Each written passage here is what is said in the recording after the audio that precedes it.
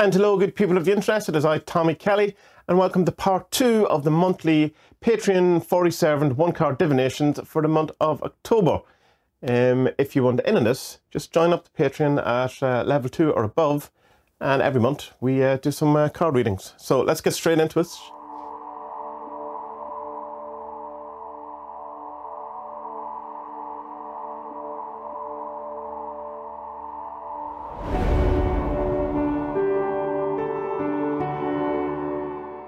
Kelly, I'm being encouraged to level up at work. What should I focus on at this time as I start working towards this new goal?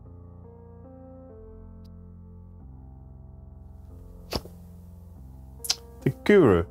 So taking all the stuff that you have learned and putting it into practice rather than just hoarding it as for the sake of knowledge. So to level up would be to take everything you've learned, I suppose, in the job, all the different kind of processes, the different methods, all of the different information that you've learned, and find some practical way of applying this to actually doing it rather than just storing it of knowledge. I have mostly repeated myself now, but try to at least apply it in some way to your job. I don't know what your job is, but I suppose it's just more of a say of thinking of all of the resources you have available, all of the things that since you started the job that you're not implementing, and try maybe starting to implement some of them a bit more rather than necessarily coming up with say new ideas or new methods or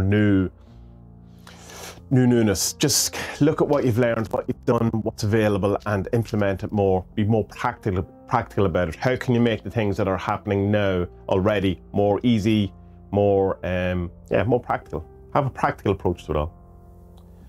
Jane, what do I need to know to become financially successful?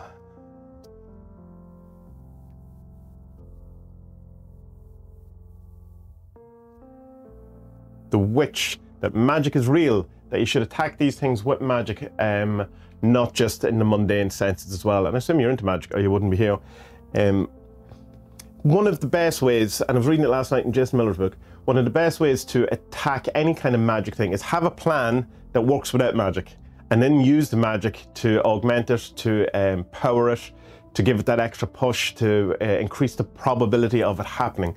So with financial success, do stuff that is the mundane, boring, everyday stuff of like saving money or not, you know, squandering your money or getting good deals or whatever. All of those normal kind of, you know, quit with the avocado toast and the lattes, and but also then attack it with magic and, you know, to have more money opportunities, more income opportunities, if that's what you want. You know, I mean, you could work more and have more money, but maybe it's just that you want a better return on what you're already doing, what your kind of resources already are, that you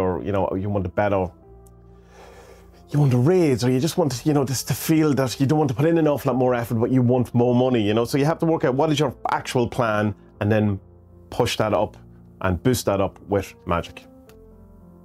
Rather than just calling up Mercury on a Wednesday at the right hour and going, give me some money, dude. He may or may not, but it's probably not the best long-term strategy. Beto, where did my aura of attraction, lust, and passion go?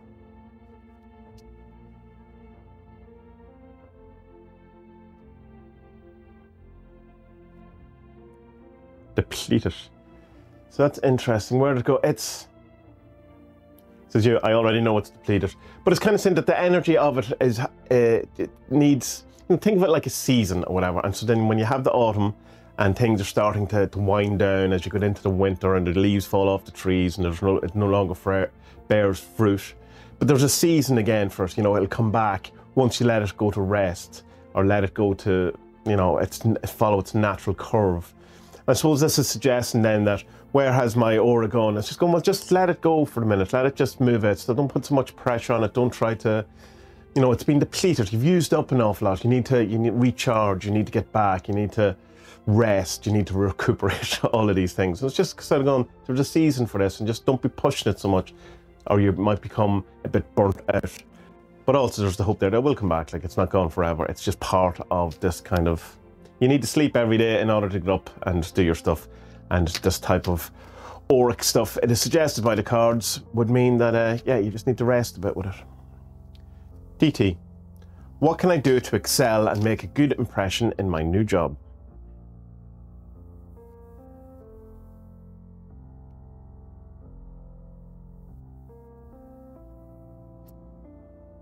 the sun.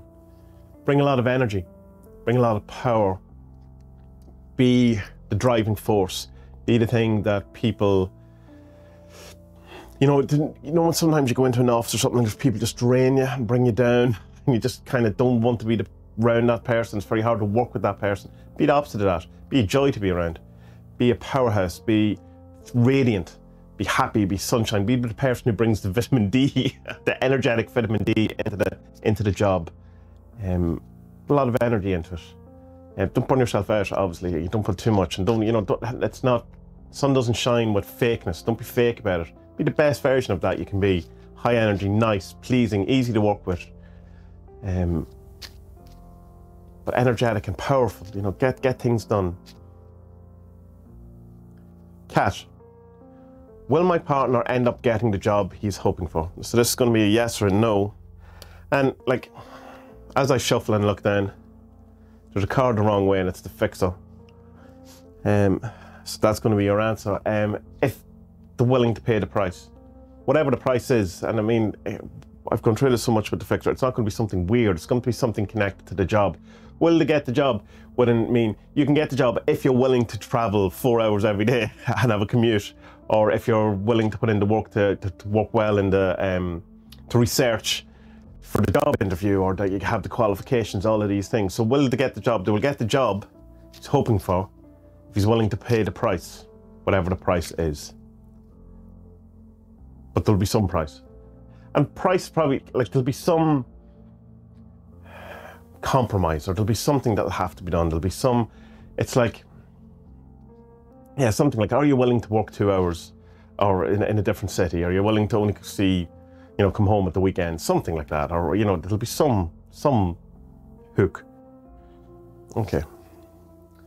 Shiva. What are the blocks I need to overcome for more... I'll start that again, Shiva, sorry. What are the blocks I need to overcome for more magic in my life? Chaste. Discipline.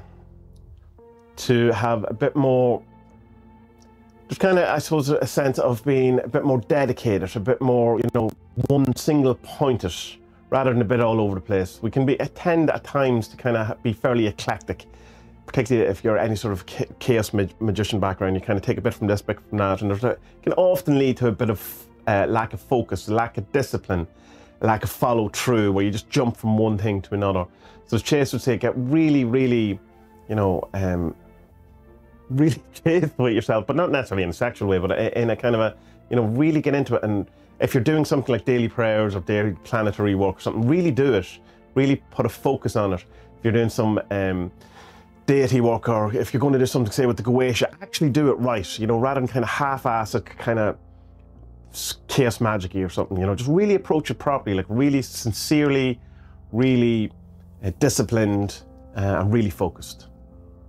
Next question came in a DM, so I'm not sure if they want their name mentioned or not, so I'm just going to go with the initial G. Am I on the right path with my clinic? The Lovers.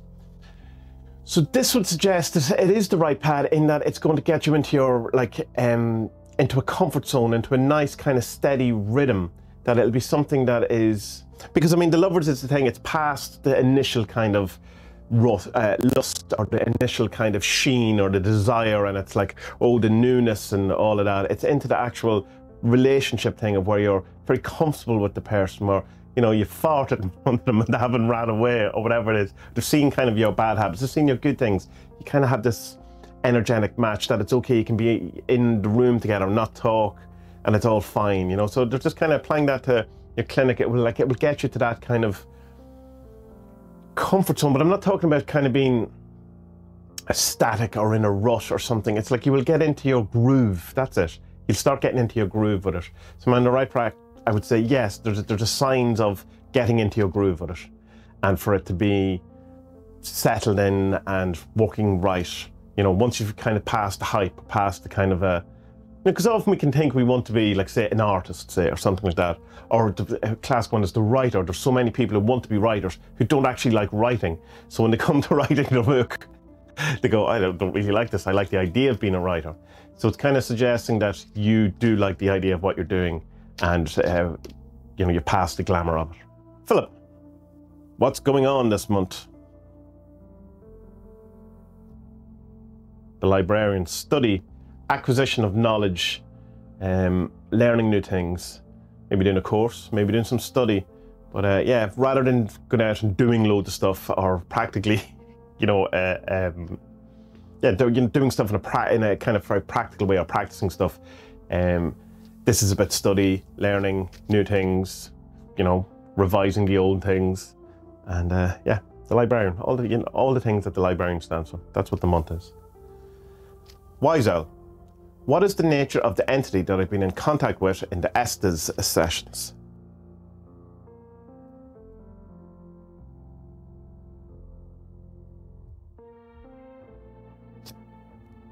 Fixer. So there's a trickster energy to it. Like the fixer would be a trickster, but someone who can get things done. If you're willing to pay the price, the cost, put the energy in to do the actual thing. Again, with the fixer, not the price to pay is not like necessarily, it's not ever like a sacrifice or, you know, giving up of something. It's something related to what you're doing. If you want to be a teacher, you have to be qualified as a teacher. You have to go to school. If you want to learn to drive, you have to get driving lessons. That's the price that has to be paid. Or if you want to talk shit about other people, you have to put up with people not liking it. That's the price to be paid. It's not a sacrifice. So you have to do the work that it's telling you to do. That it's a taskmaster, but it's a, you know, it's something. It will get you to the place where you want to be, but it involves having to do the work and having to develop the relationship, or do what it says, or it's not, there's something else. What is it?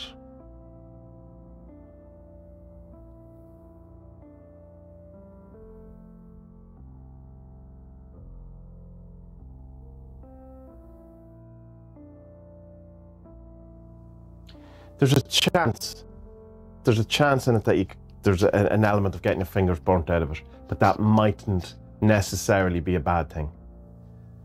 That the nature of it is something that maybe price, maybe be that you're learning something about, you know, like a fool or something like that. It's something about, yeah, that the price to be paid will possibly mean, it'd be like, say, imagine it all turned out to be bullshit, but you still learn something from that. I'm not saying it is bullshit, but it's that kind of thing, that there is a price to be paid in the learning of it, in the doing of it, more than just the kind of, you know, as if you're getting the key to the magic treasure chest at the end. There's something about the journey element, about the process, about the method, about the interaction, that's also the price to be paid. This feels like something that you won't understand and won't really make sense until it's over, or until you've gone a bit further into it, and then you'll go, oh yeah, of course it's the fixer, I completely understand it now. But from this perspective, from this side of it, it's a bit obscured, or a bit something, but something to do with fixer, with a trickstery type thing with it too. Patron: what can I do to help my friend in his current crisis? The giver: be generous. Give as much as you can. Be the person that they need, you know, to do as much as you can for them. And knowing that they would do that for you. The reciprocal thing of the giver. It's like I mentioned, it's like the Gibo rune. It's a contractual exchange. That you're the one giving it this time. Perhaps you'll need it in the future, but not doing it for that. It's not giving in the sense of, I'm doing this so that I will get something in return. It's just the acknowledgement of, this is what you do, and this is what friends do, this is what people do. We help each other out when we're in times of need, and that's what the contract of a friendship is. And to do as much as you can for you.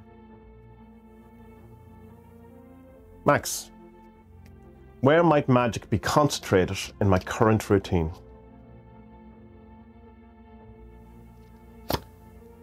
The giver: I knew that was going to happen. That's why I hesitate. In where you give. in what you're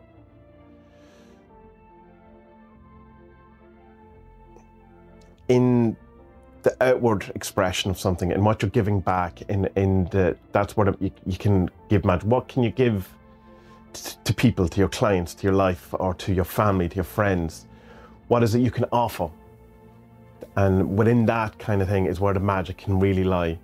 And not necessarily in what can I get back out of it, again, but in the sense of you've something you can give, you've something to offer.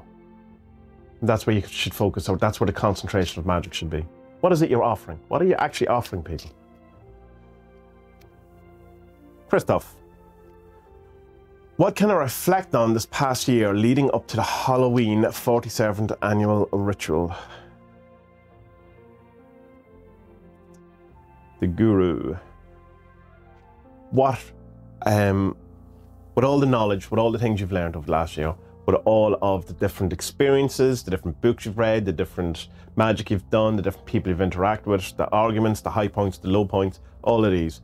What can you now move into the next year that you have of practical value? What can you use out of all of that rather than just have it as an experience of knowledge and all that? What is it you can actually do with it? What can you turn it into? What can you, can you haul it down to the bank? Can you make something out of it? Can you make some art? Can you, are you a better person? How are you able to process it? Are you moving it? Rather than it being a stagnant piece of information or experience, what then do you do with that is what you should reflect on. That's all the questions there is on this Wednesday afternoon, late afternoon. If more come in at this point for the single cards, I will just do them not on video. There's usually a few stragglers at the end, which is fair. So that is it for the 1 card divinations. There will be a couple of videos with 3 cards, 5 cards and 9 cards coming up. So look out for that. And good people of the internet, until next time, may our best days be ahead and be very, very well.